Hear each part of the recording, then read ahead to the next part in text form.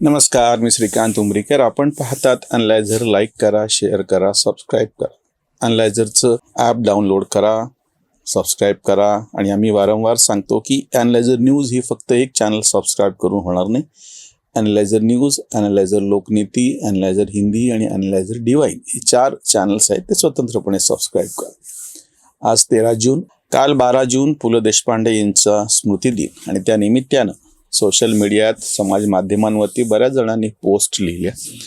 मला असं वाटलं की पुलंच्या ह्या सगळ्या ह्याच्यामध्ये एक जी पुलंची ओळख आहे, पुलं म्हणण्याच्या पेक्षा पुलं आणि सुनीताबाई दोघंही, कारण की 12 जून हा त्यांच्या लग्नाचा पण वाढदिवस आहे आणि ती कथाच मोठी फार विलक्षण आहे. पुलं व्हेंटिलेटरवरती होते, अगदी आता शेवटचे दिवस आहे, तर माहिती आहे की जेव्हा केव्हा व्हेंटिलेटर काढलं की त्यांचं प्राण जाणार आहे. त्यांचा भाचा दिनेश ठाकूर, बाईंच्या भावाचा मुलगा, ज्यांना त्यांनी मुलगा मानलं, त्याच्यावर फार जीव होता, तोही अमेरिकेमध्ये होता. त्याला बोलून घेतलं आणि बरोबर 12 तारीख ही सुनीताबाईंनी निवडली, कारण त्यांच्या लग्नाचा तो 54वा वाढदिवस होता आणि त्या दिवशीच आपण आपल्या ह्या आयुष्यभराच्या जोडीदाराला निरोप देऊयात असा निर्णय बाईंनी घेतला आणि 12 जूनला त्यांचं ते व्हेंटिलेटर काढलं आणि पुलंची प्राणज्योत मावळली. पु ल आणि सुनीताबाईंची त्या निमित्तानं जी मला एक थोडीशी वेगळी ओळख, जी फारशी करून दिल्या जात नाही, पुलंचं लेखक असणं, नट असणं, त्यांनी दिलेलं संगीत, नाच रे मोरासारखं अतिशय गोड असं गाणं, त्यांचं सुंदर पेटीवादन, हार्मोनियम, अशा कितीतरी गोष्टीची चर्चा केली जाते.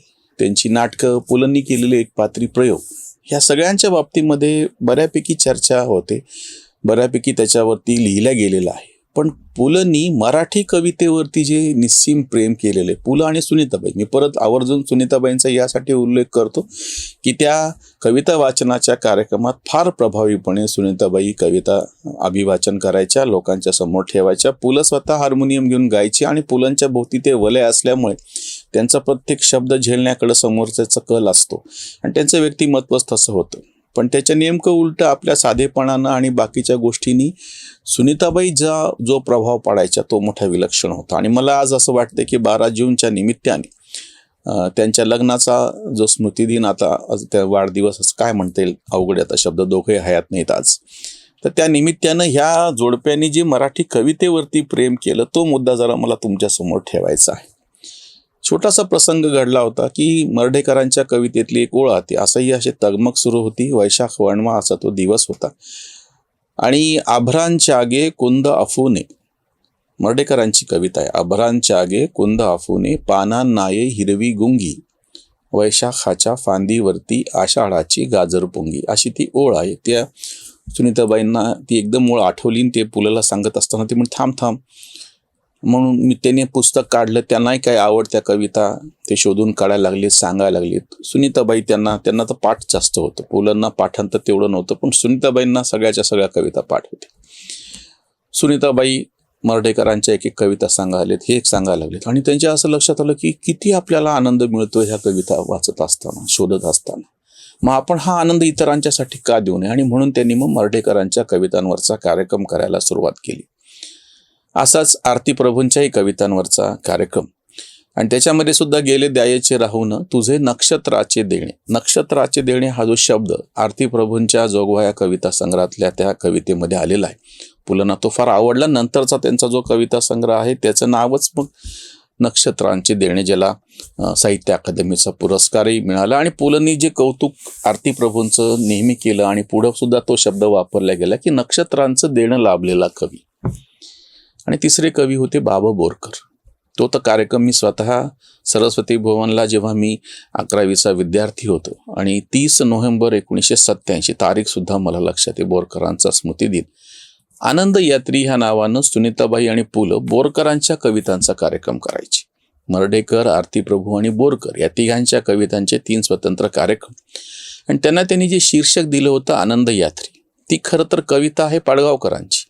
आनंद यात्री मी आनंद यात्री, अखंड नूतन मला ही धरित्री,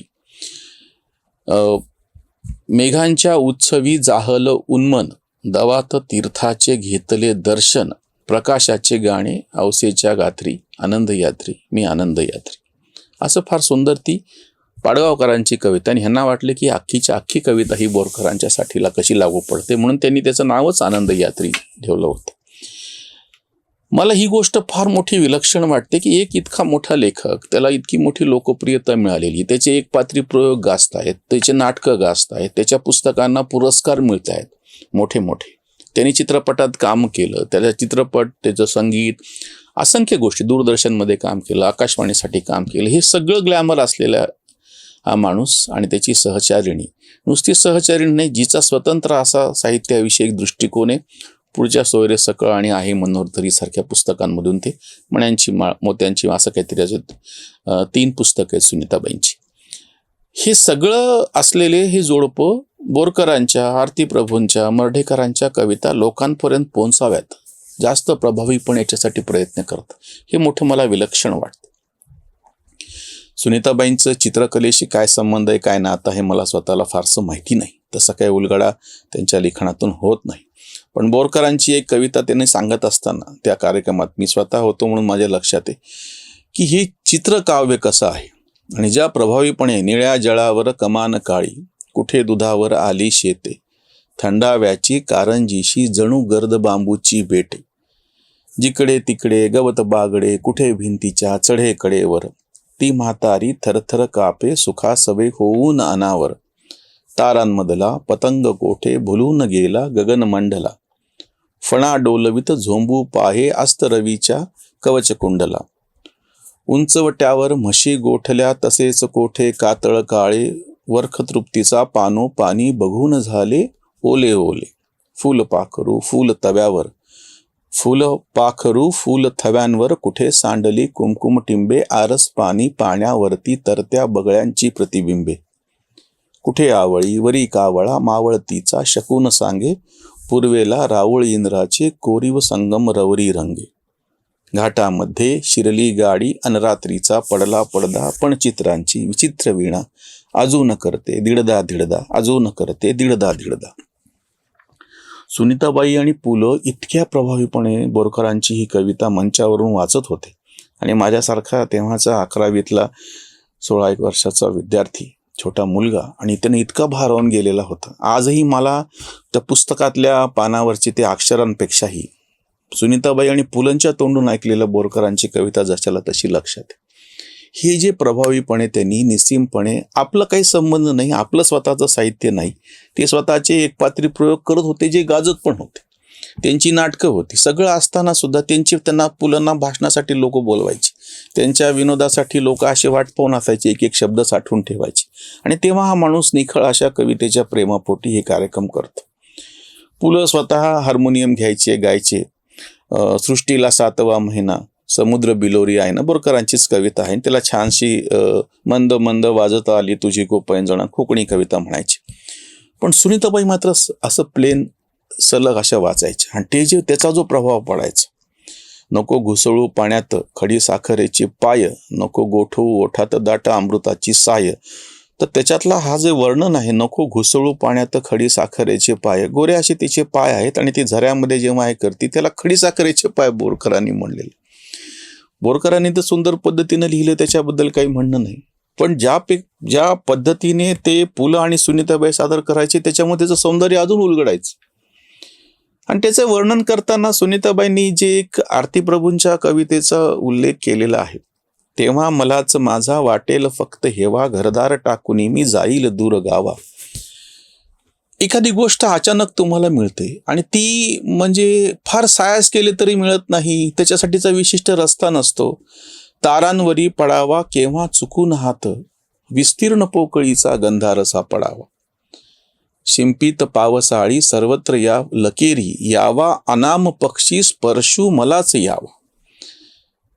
आरती प्रभूंची फार सुंदर कविता आहे.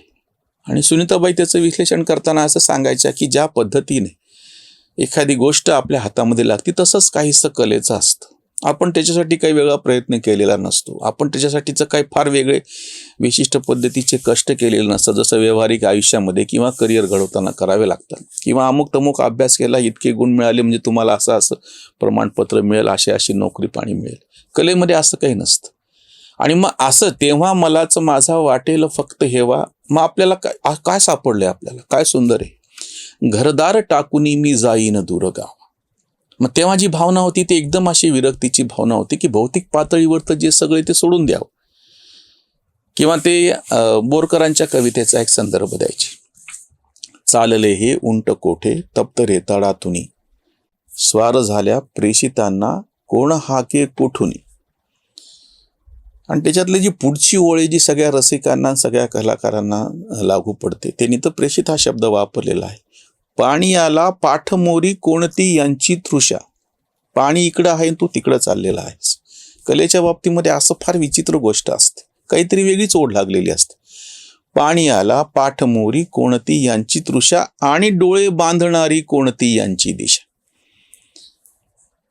चालले टाकून हे बायका पोरे घरे, ना कुठेही आसऱ्याला पान पाणी पाखरे. असा हा जो काहीतरी विचित्र, असा काहीतरी वेगळा असा शोध कलेच्या माध्यमातून घ्यायचा असतो. पु ल देशपांडे आणि सुनीताबाईंनी हे जे कवितेवरती निस्सीम प्रेम केलं, त्याच्याला कवितेतूनच उत्तर इंद्रजित भालेरावांनी दिलं होतं. त्यांनी एक साधं पत्र त्यांना पाठवलं होतं जेव्हा पु ल देशपांडेंची 75 झाली आणि अमृत महोत्सव साजरा करायचा ठरल्याच्या नंतर. आणि अचानक जेव्हा त्यांना एक फोन आला इंद्रजित भालेराव की बाबा तुमची कविता फार छान. त्यांना कळे ना की आपली कुठली कविता आणि काय. पुलंची जो 75चा जो ग्रंथ निघाला होता त्याच्या मलपृष्ठावरती त्यांची अख्खीच्या अख्खी कविताच सुनीताबाईंना आवडली म्हणून घेतली होती. आणि ती कविता म्हणजे मी जे सगळी मांडणी करतोय त्याचं सार आहे. काल परवा कळाले. पु ल देशपांडेंच्या ह्या कविता प्रेमावरती इंद्रजित भालेरावांनी कवितेतूनच जे फार सुंदर उत्तर दिलेलं आहे. ती कविता अशी आहे. काल परवा कळाले तुम्ही अमृत झालात, काल परवा कळाले तुम्ही अमृत झालात, निरागसतेचे हसू पुन्हा फुलले गालात. शब्द मिठी मारलेले तुम्ही, कारण की त्याचा अर्थ उलगडून दाखवला ना. शब्द मिठी मारलेले तुम्ही ओठ सोडविले, शब्द मिठी मारलेले तुम्ही ओठ सोडविले, एक अभय अरण्य त्यांच्यासाठी घडविले. तुम्ही म्हणाला वाहवा तुम्ही वाजविली टाळी, तुम्ही म्हणाला वाहवा तुम्ही वाजविली टाळी, त्याचं भाग्य मिरविते आज कविता कपाळी. माझ्या रसिक राजाला सुख लाभू दे अनंता, माझ्या रसिक राजाला सुख लाभू दे अनंता, त्याचं भाग्य मिरविते आज मराठी कविता, त्याचं भाग्य मिरविते आज मराठी कविता. कुणीतरी असं निस्सीमपणे कवितेवरती प्रेम करत आहे. स्वतःची सगळी लोकप्रियता स्वतःचं सगळं वलय बाजूला ठेवून आणि त्याचे अप्रतिम सुंदर असे कार्यक्रम करते. असं फार कमी उदाहरण आहे. एरवी व्यावसायिक पातळीवरती असे कार्यक्रम करणारे वेगळे, किंवा घासून पुसून त्यांचे या तिघांशी चांगले जवळीकतेचे संबंध होते. दुसरी गोष्ट म्हणजे बोरकरसारखं जर त्यांच्या घरचा एक सदस्य असल्यासारखं, आणि त्यांची जी सौंदर्य दृष्टी, आरती प्रभूंच्या कवितेमधलं अप्रतिम असं ते सगळं शब्द सौंदर्य, त्याच्यानंतर ज्या पद्धतीने मर्ढेकरांना ते सगळं म्हणजे तो दुसऱ्या महायुद्धाच्या पार्श्वभूमीवरचं सगळं जगण्याचं जे सगळं आहे. अजून येतो वास फुलांना, अजून माती लाल चमकते, खुरट्या बोंद्यावरी चढवणी अजून बकरी पाला खाते, आसमानावर भगवा रंग आणि समोर उघडे पोर, अजून डुलक्या घेत मोजते या दोहातील आंतरढोर. बोरकरांची कविता, आरती प्रभूची कविता, किंवा ही अशी मर्ढेकरांची कविता, खूप जणांच्या महानोरांवरती त्यांनी प्रेम केलं. कितीतरी नवीन कवींच्या रचना, मी कवितेबद्दल बोलतोय, इंद्रजित भालेरावांसारख्यांचं कौतुक केलं. मराठी कवितेच्या पाठीवरती हात ठेवण्याचं, मराठी कवितेला कौतुकानं कडेवर घेण्याचं आणि मराठी कविता प्रभावीपणे असं लोकांसमोर मांडण्याचं काम पु ल आणि सुनीताबाई ह्या जोडप्यांनी केलं. काल त्यांच्या लग्नाचा वाढदिवस होता, पुलंचा स्मृतिदिन होता. त्यानिमित्तानं त्या दोघांनाही विनम्र अभिवादन. आपण सगळे त्या निमित्तानं मराठी कवितेवरती प्रेम करूयात, मराठी कवितेचं सौंदर्य समजून घेऊयात आणि त्या निमित्तानं आपलंही जगणं अर्थपूर्ण आणि सुंदर करूयात. इथेच थांबूयात. धन्यवाद. धर्मजागृतीचा विधायक बुरुज